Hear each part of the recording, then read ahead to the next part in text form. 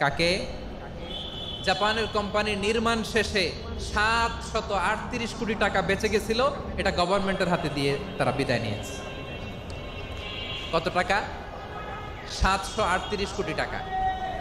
যত প্রাক্কলিত ব্যয় নির্ধারণ করা হয়েছে সব টাকা সরকার, তৎকালীন সরকার 2019-এর সরকার কারা ছিল তো জানেন?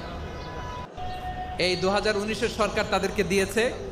তারা রিনোভেশন নির্মাণ শেষে 738 কোটি টাকা অতিরিক্ত বেঁচে গেছিল, এটা আবার গভর্নমেন্টের হাতে বুঝাই দিয়ে তারা বিদায় নিচ্ছে।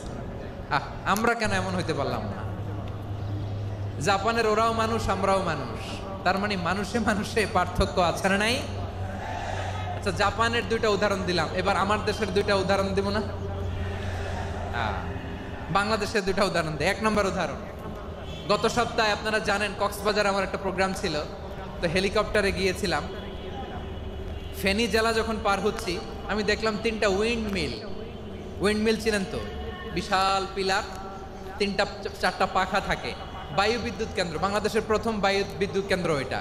মুহুরী প্রজেক্ট বলে ওটা সম্ভবত, মুহুরী প্রজেক্ট। তো সাগরের বাতাসের ঝাপটায় এটা